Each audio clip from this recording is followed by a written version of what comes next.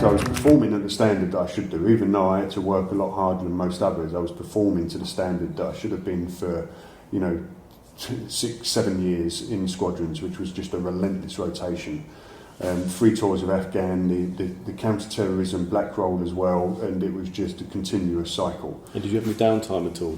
You got limited downtime. To be honest with you, very limited. Very, very limited. So you didn't detour off into some other sort of form of training or specialism, like you were just You could do external drafts, and a lot of guys did. So after a couple of years in the squadron, you could put into either be the training team, go off to Hereford, which was a bit of downtime, one of the training teams locally for like the boat or the dive team. Yeah. And that put you into a bit more of a stable thing for 2 years. I opted to stay in the squadron, which was a mistake looking back on it now, because I didn't want to miss out on anything. I wanted to stay at the sharp end, if you like, which was silly. So for the whole time I was in the squadrons for 7, 8 years, in the squadrons, I was on that constant operational cycle. The last couple of years was when things were really starting to sort of break for me. I was drinking heavily of a weekend. I was sinking a couple of bottles of wine in one night easily, putting the music up full blast. My next door neighbour, if he ever listens to and watches this, at that time in the married patches, he must have been like, "What the fuck is going on?" Because I wouldn't say I didn't know what I was doing, but that's how much I was struggling. I would, of a weekend, to try and get away from it all, I would just sink a couple of bottles of wine, and by the time I was pissed enough to forget, I'd then whack the volume up on the stereo, and then just drowned everything out. Yeah. What were you trying to escape from at that point?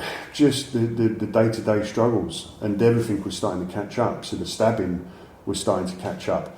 The struggles of having to compete at such a high level was starting to catch up, and you're just a man at the end of the day, aren't you? And you're not talking about that again very openly with people at that point? You're dealing with Not it on your own? Not at all. No, it wasn't a done thing. Then on top of that, my dad died unexpectedly, suddenly, with a massive heart attack. And that was kind of the final straw, because he wasn't insured. My mum was about to lose her house. And I'm like, I almost saw it as an escape. Almost as an out. That's my reason. That's it. It gives me a valid reason to say, that's it, no more, I want to get out. And I kind of rationalised it with, no, I'm doing the right thing, I'm trying to look after my family.